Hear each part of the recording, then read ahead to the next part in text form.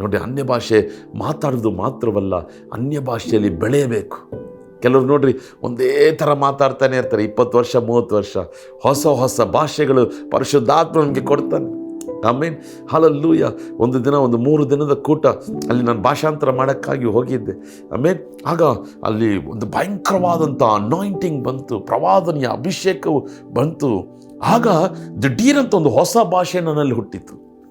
ನಾನು ಅವತ್ತು ಕೇಳ್ತಿದ್ದೆ, ಏಸಪ್ಪ, ನಾನು ಹಳೇ ಭಾಷೆನೇ ಮಾತಾಡ್ತಿದ್ದೀನಲ್ಲಪ್ಪ ತುಂಬ ದಿವಸದಿಂದ, ಹೊಸ ಭಾಷೆ ನೀವು ಕೇಳ್ರಿ ದೇವರು ಕೊಡ್ತಾನೆ. ಆಮೇಲೆ ಏನೇನೋ ಕೇಳ್ತಿರಲ್ರ, ಈ ವರಗಳನ್ನು ಕೇಳ್ರಿ ದೇವರು ಕೊಡ್ತಾನೆ. ಅನ್ಯ ಭಾಷೆಯಲ್ಲಿ ಮಾತಾಡ್ರಿ, ಭಕ್ತಿ ವೃದ್ಧಿ ಉಂಟಾಗ್ತದೆ. ನಿಮ್ಮೊಳಗೆ ಒಂದು 1000 ಸಿಂಹದ ಹಾಗೆ ಒಂದು ಬಲವು, ಒಂದು ಧೈರ್ಯವು, ಒಂದು ಶಕ್ತಿಯು ಬರುವಂಥದ್ದಾಗಿ ಕಾಣಲ್ಪಡ್ತದೆ. ಅನ್ಯ ಭಾಷೆಗೆ ಏನು ನೀವು ಮೊಣಕಾಲೂರಿನೇ ಮಾತಾಡಬೇಕಂತ ಅಲ್ಲ. ನಡ್ಕೊಂಡು ಹೋಗ್ತಾ ಇರ್ತೀರ, ಮಾತಾಡ್ತಾನೇ ಇರಿ. ಬಸ್ಸಲ್ಲಿ ಹೋಗ್ತಾ ಇರ್ತೀರ, ಮಾತಾಡ್ತಾನೇ ಇರಿ.